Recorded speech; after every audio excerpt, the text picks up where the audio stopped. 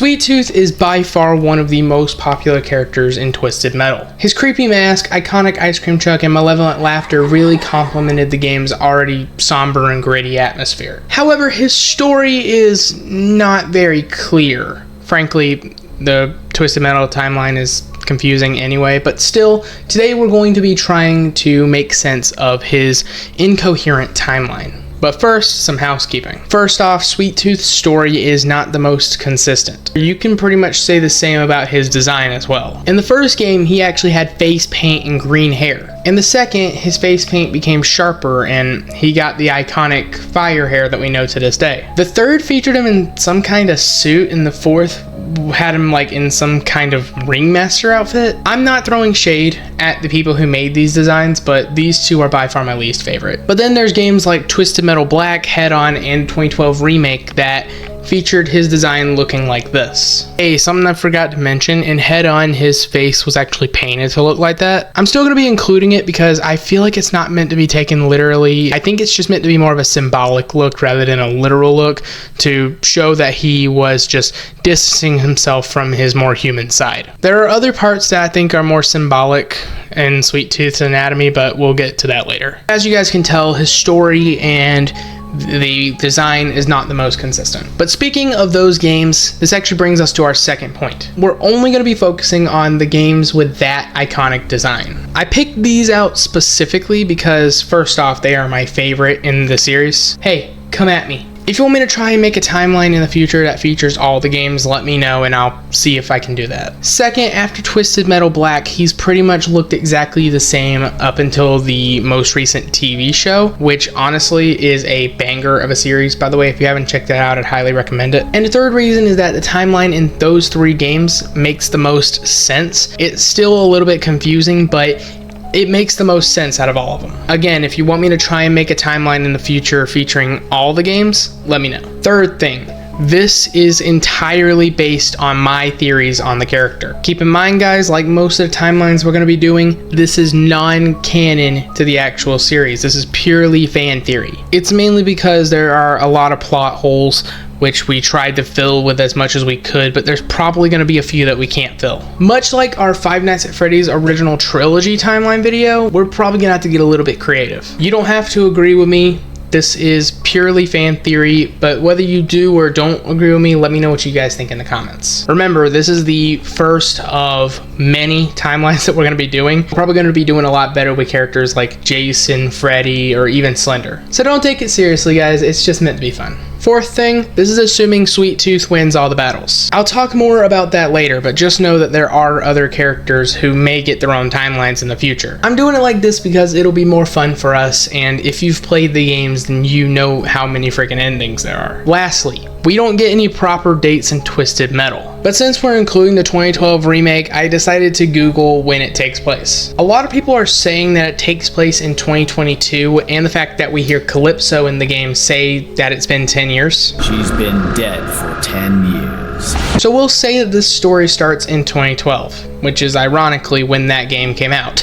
Bruh. But you guys are probably thinking, can he shut up and get to it already? Well, I'm done wasting your guys' time. Don't forget to like and subscribe. Bonus versions of this video will be on Patreon if you guys want to go check that out. Watch till the end for a surprise regarding this timeline. It may explain why I'm only including 3 of the games. But with that, sit back, relax, get your snacks ready, and let's get into it. The story starts in 2012 in Los Angeles, California, with a man named Marcus Kane. He was a middle-aged man living a normal life with his wife and kids. He worked for an ice cream company called Sweet Tooth's Ice Cream Co. I want you guys to keep that name in mind because it will be important later. On the surface, Marcus seemed like a pretty nice guy. He was polite to pretty much everyone and was a valuable member of society. But don't let that fool you. Deep down, he was filled with anger, hate, and rage. And he did manage to hide it, but it eventually split him into 2 different personalities. Their names are Marcus and Needles. For years, he kept his psychotic side on the DL, but the more he chose to ignore it,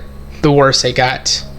Until one day, he came out. For the first time, from our knowledge, Needles came out and wanted to wreak some havoc. But he didn't want Marcus messing with his plans, so he came up with a way to distance himself from him. He made a costume out of some white pants with polka dots, the same pants Marcus wore to his job. He paired this with some leather straps to hold the pants up and some brown leather gloves. He kept a shirtless appearance, exposing his more muscular build, and then he carved a chilling clown mask that resembled the company's mascot. And honestly, guys, it's kind of creepy.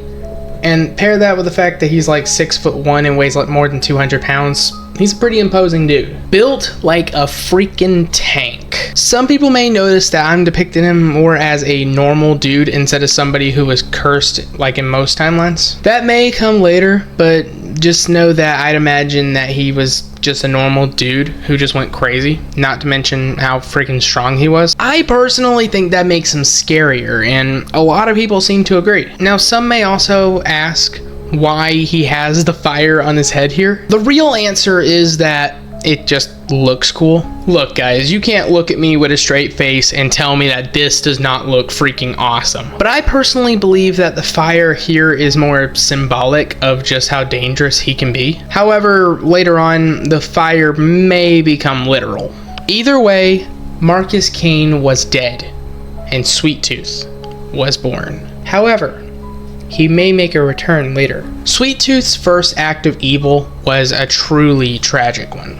For my first murders, I chose the perfect targets. The perfect family. I chose his family.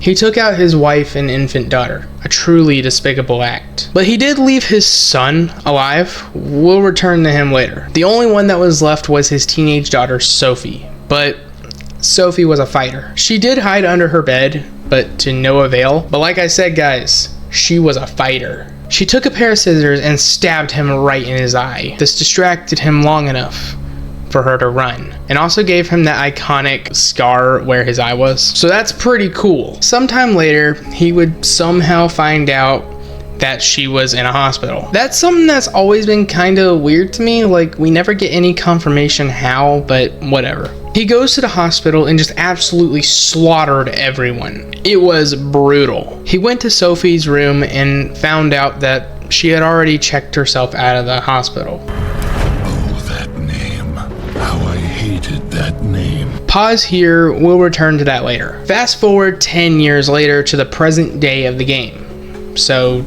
2022. Sweet Tooth has taken out many people at this point. He now drives a fully modified ice cream truck, but rather than ice cream, it has an arsenal of terrifying weapons. I can also imagine that he had it modified in a way that gives it like an amplified engine, bulletproof tires and body, and what appears to be tinted windows just from looking at it here. Now, I'm mostly just assuming this, but that's mainly because you can imagine this can be the case. I mean, this is years after what happened. But let me just say, guys, if it is bulletproof, the bulletproofing is not very good if you've played the game. I'm just saying.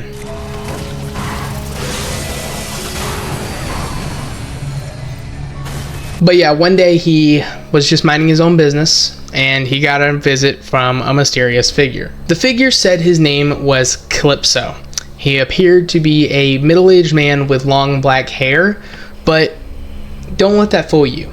He is much more than a man. He secretly had godlike powers, abilities that a human mind couldn't comprehend. If you want us to do a timeline one day on Calypso, then let us know in the comments. Calypso tells Sweet Tooth that he admired his bloodlust and offered him a deal. He told him about his unnatural powers and said that he was willing to grant him any wish or desire as long as he participated in a little contest. Sweet Tooth had only one desire. He wanted to find his daughter. He wanted to know where she had been hiding all these years. I just have to win Calypso's stupid little contest, and any prize I ask for will be mine. When I win, he's going to send me where she's been hiding all these years. And this time, I'm going to finish what I started. Calypso accepted, and Sweet Tooth was let into the competition. The battle was brutal. There was so much death, destruction, carnage, and Sweet Tooth managed to be on top. I did mention that the other characters in the game may get their own timelines, which could result in theirs being a little bit different. But I can also imagine that Calypso most likely could see other timelines where they win. I mean, if he truly is as powerful as he says, you know what I mean? Anyway, Sweet Tooth eventually confronted Calypso to receive his prize. For my prize, I told Calypso to send me where she'd been all these years. Take me to her now! Your wish is granted.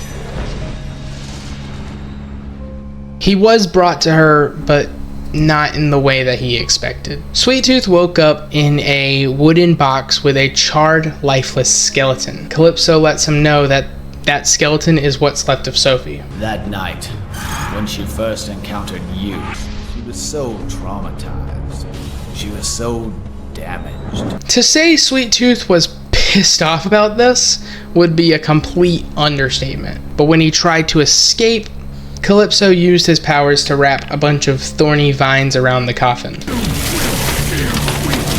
Sweet Tooth curses Calypso and vows for his revenge. And in a final act of cruelty, Calypso spray painted Sweet Tooth on the grave. Now, it is assumed that Sweet Tooth dies of suffocation here, but the story is not over. Do you guys remember that son that he left alive? Some say he left him alive to brush him up to be the next Sweet Tooth. Well, there is a secret cutscene that proves this correct. So I could carry on his legacy. This cutscene shows a man digging up Sweet Tooth's grave and comes out holding his mask. The man is clearly not well. He says things like, "My father was a hero." My father was my hero. He also talks about getting his revenge on Calypso. And Calypso killed him. Soon, I'll be strong enough to return the favor. Now, since they put this audio over this scene, I think we can assume that this is most likely the son of Sweet Tooth that he left alive. We then see a clip of Sweet Tooth alive. So either he brought Sweet Tooth back from the dead somehow, or, in my opinion, Sweet Tooth's son, who it turns out is actually named Charlie, took up the mantle and become the next Sweet Tooth. Let's take a look at the evidence. First, we got Sweet Tooth saying he's gonna get his revenge. I'll find you, Calypso. I'll find you and kill you. How would he be able to do that if he was dead? But we also hear Charlie say the exact same thing. I'll be strong enough to return the favor. Also, earlier we heard Charlie say that he left him alive in case of something happened to him. He kept me alive so I could continue his good work. He kept me alive in case something happened to him. And the final nail in the coffin, we literally see this new Sweet Tooth wearing Charlie's clothes. In conclusion, Charlie took up the mantle as Sweet Tooth. A lot like what they did with Batman and Joker in the old animated series. Honestly guys, the Joker comparison is surprisingly accurate considering how they're both clowns who kill people. But either way you slice it, Sweet Tooth is back. And he is pissed. Charlie spends the next few years trying to track Calypso down, killing anyone who gets in his way. We'll say roughly 2024, maybe 2026. He would eventually get caught by the police and sent to prison. Little warning guys, this is where things start to get weird and the continuity becomes a bit confusing. But for continuity and our sanity's sake, despite being different people, we're still going to refer to Charlie as Sweet Tooth. Now if you've played Twisted Metal Black, then you know exactly what's about to happen. Now do you remember earlier when I said that the fire on top of his head would later become literal? This is what I mean. A few months later, after his incarceration, he was found guilty and sentenced to death by electric chair. He also noticed that a priest was attending. Normally during an execution, you see a priest doing a prayer to try and save the person's soul. This one really wasn't all that different. Okay, slightly different. Okay, fine, completely different. Rather than trying to help him get into heaven, the priest had other plans. I figured he was just some Bible thumper wanting to save my soul. But as it turned out, the old man had something else in mind. He asked God to curse his soul. And when the police threw the switch, they started to watch him fry. But then a strange set of events happened. I'm sure the police probably just chalked it up to malfunction of the electric chair, until this happened.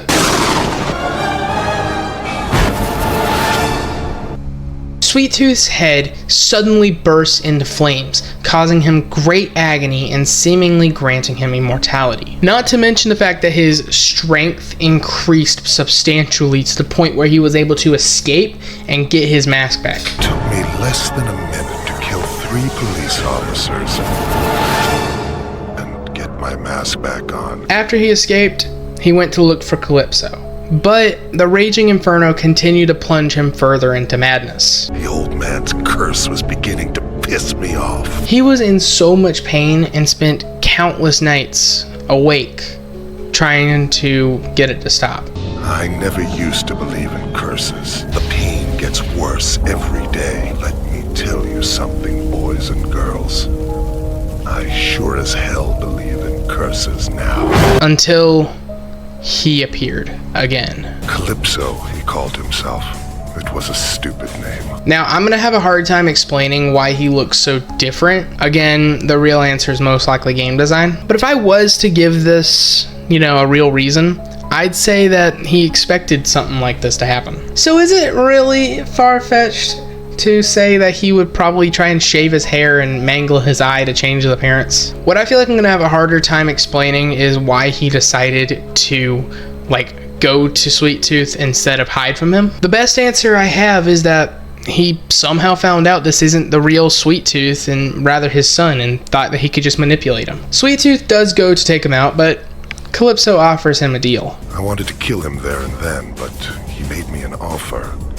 He said he ran some kind of crazy contest. He tells him that he is willing to help him get rid of the raging inferno on his head, but only if he participates and wins in the same competition his dad participated in years ago. Now, I'm sure Sweet Tooth weighed his options, and he eventually came to the conclusion that he needs to keep Calypso alive so that way he can be free of the curse. After all, I could always kill him later.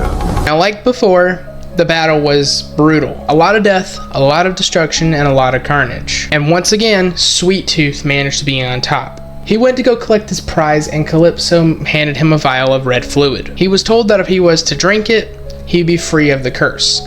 But there was a catch. If he takes the cure, he has to stop killing. If he was to keep killing, the curse would come back. Now, I'm sure Sweet Tooth weighed his options again, and realized that if he took it, he wouldn't be able to kill Calypso. So he decided that it wasn't worth it. He smashed the vial right then and there and attacked Calypso, cementing his role as the best killer in the world. Now that I'm free, I'm going to be the greatest of all time. Now, obviously, Calypso didn't die here, so he either was dead and came back to life, like Sweet Tooth did before, or he was just faking. In my mind, both are likely. He does seem like the type of person to do that. Over the years, Sweet Tooth eventually came to terms with the fact that he can't kill Calypso. So he keeps doing these challenges. Now, you're probably wondering why he still does these stupid challenges. I'd say the best answer is that he's only doing it to satisfy his bloodlust. Now, assuming these contests are an annual thing, meaning it happens once every year, and the fact that Calypso in Head On looks so much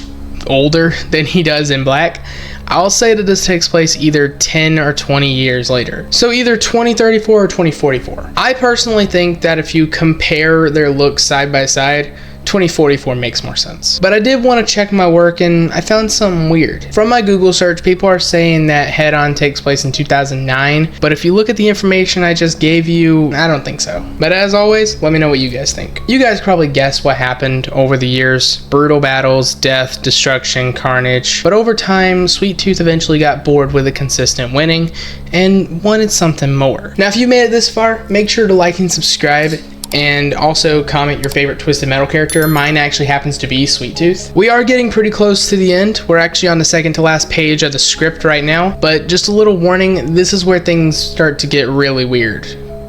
Weirder? I don't know. One day he gave a request that really made his skin crawl. Sweet Tooth wanted to take control. He wanted to run this competition. So he proposes a wish to swap bodies with Calypso. I wish that you become me and I become you. Now, Calypso refused, like you'd expect, but Sweet Tooth was just cunning enough to get his way. Upon winning, Sweet Tooth and Calypso swap bodies, leaving Sweet Tooth in Calypso's form and vice versa. You can imagine Calypso probably wasn't happy about this. In fact, he was actually freaking out and commanded his servants to shoot Sweet Tooth. Guards, kill the intruder! Oh, good idea. Do that.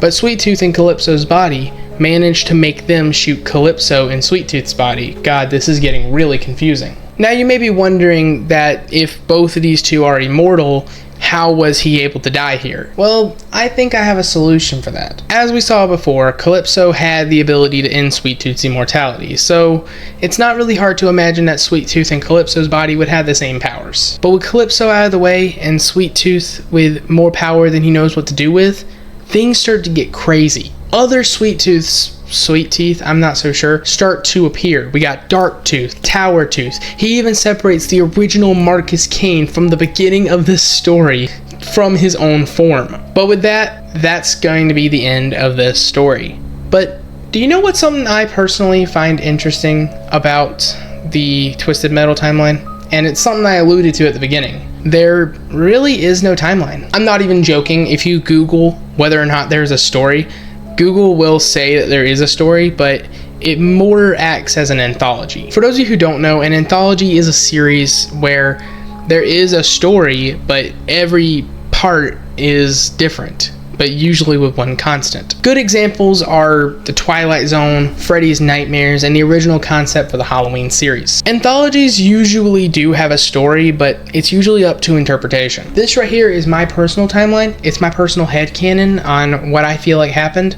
You guys can come up with your own timelines if you guys want. In fact, I actually encourage you to. Make up your own timeline, get creative. I want to see what you guys come up with. Hope you guys enjoyed this video. If you did, give this video a like, comment down below what you guys thought, and of course, subscribe for more videos. Also, don't forget to ring the bell icon to receive notifications. Remember, we upload weekly, so you don't want to miss out. Again, this is my timeline, my personal headcanon. You can come up with your own if you guys want to. Let us know what other kind of timeline ideas you guys want to see us do, and we might do them in the future. We may also do other Twisted Metal timelines in the future. Honestly, a Dollface or Calypso timeline would be pretty interesting, so keep an eye out. Shout out to all the people on Patreon. If you guys want to see your name on this list, then go join the Patreon, link down below. If you want to check out the original timeline video we did, then go check this video right here out. That video was also chosen by YouTube if you guys want to go check that out. We'll also leave a playlist and a button to sub to the channel if you guys want to. Thank you guys so much for watching. God bless you guys. I love you, and we will see you guys next time. Peace out, everyone.